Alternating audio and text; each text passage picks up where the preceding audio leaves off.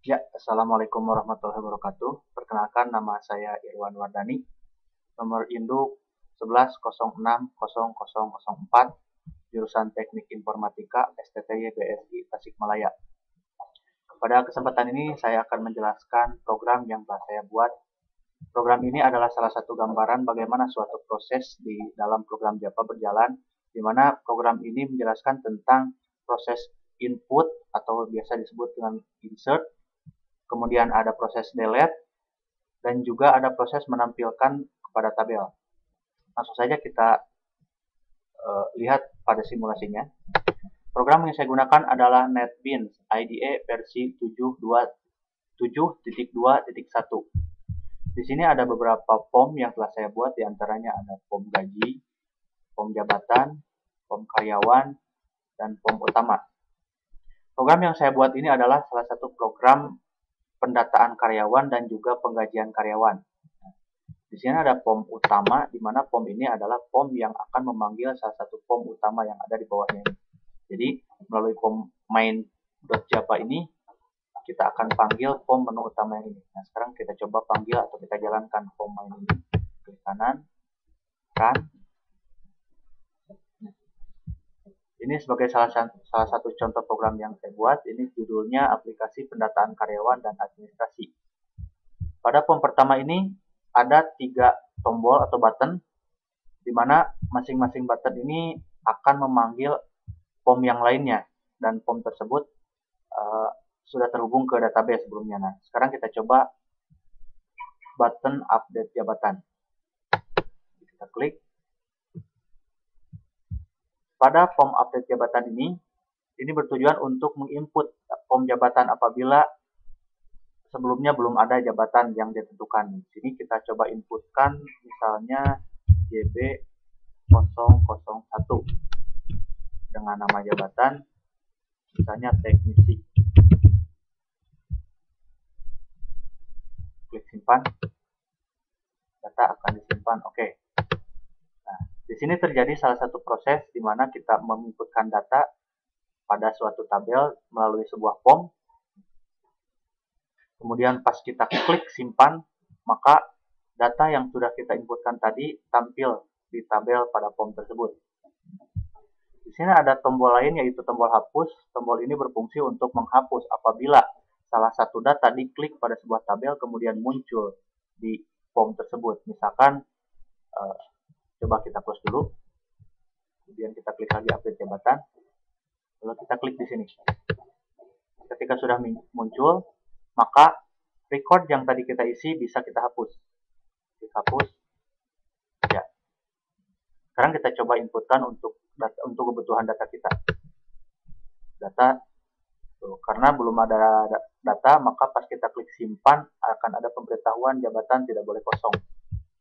Berarti kita harus mengisikan salah satu recordnya. JB001 nama jabatan, simpan. Data akan disimpan. Kemudian kita inputkan yang lainnya, kan JB002 nama jabatannya office boy. Simpan. Oke. Sekarang kita pindah ke form yang lainnya.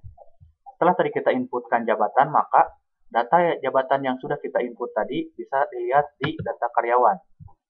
Nah, di sini ada field jabatan. Jabatan ini, combo box pada jabatan ini kita isi berdasarkan apa yang sudah kita isi di update jabatan tadi. Nah, sekarang kita coba membuat data karyawan. Klik baru. Misalkan di sini ada kode nomor induk karyawan. KRY 01 misalnya. Kemudian kita isikan nama Irwan Wardani. Jenis kelamin laki-laki. Kemudian tempat lahir Malaya. Tanggal lahir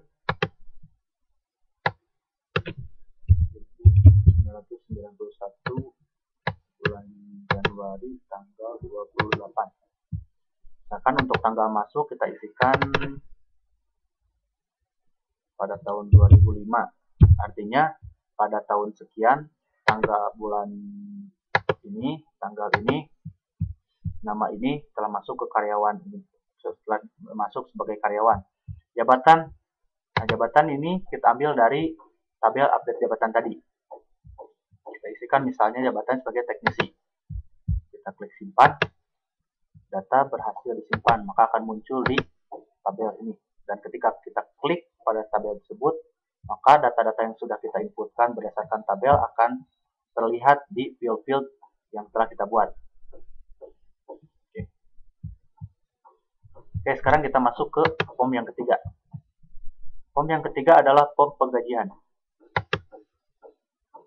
Form penggajian ini bisa kita isi apabila data karyawan sudah terisi.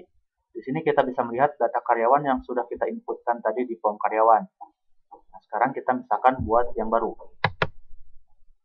Untuk mengisi field-field ini kita tidak perlu mengetik karena field-field ini sudah terrelasi dengan tabel karyawan. Maka kalau misalkan kita menginputkan data tidak sesuai dengan data yang ada data karyawan, otomatis akan terjadi error. Nah, makanya saya buat otomatis ketika diklik tabel karyawan ini, maka secara otomatis field-field ini akan terisi. Tentunya data ini sudah sesuai dengan data yang ada di data karyawan. Nah, sekarang kita coba menginputkan data untuk penggajiannya. Di sini ada field tanggal terima. Tanggal terima seperti biasa, misalkan untuk gaji tanggal 1. Gaji pokok misalkan kita isikan 1 juta rupiah. Kemudian lemburan kita isi misalkan 200.000. Tunjangannya misalkan 1.500.000. Kemudian ada potongan misalkan 500.000. Pas setelah kita mengisikan potongan ini, kemudian posisi kursor berpindah, maka secara otomatis total terima akan terisi. Ini perhitungannya berdasarkan gaji pokok ditambah lemburan ditambah tunjangan dikurangi potongan. Nah, hasilnya segini. Kemudian kita klik simpan. Kita berhasil disimpan. Nah, itulah salah satu contoh proses di dalam sebuah program Java, di mana program tersebut terdiri dari 3 proses, diantaranya input, ada proses menyimpan data, kemudian ada output yang ditampilkan ke tabel. Sekian untuk aplikasi yang telah saya buat ini untuk presentasinya. Nah, untuk kedepannya mungkin di form input gaji karyawan ini bisa ditampilkan atau bisa disisipkan button report di sini untuk menampilkan laporan, atau button cetak atau print untuk menampilkan laporan untuk bisa dipergunakan sebagai bahan laporan terhadap karyawan untuk implementasinya. Itulah presentasi aplikasi yang sudah saya buat. Nah, terima kasih atas perhatiannya. Mohon maaf apabila ada kekurangannya. Wassalamualaikum warahmatullahi wabarakatuh.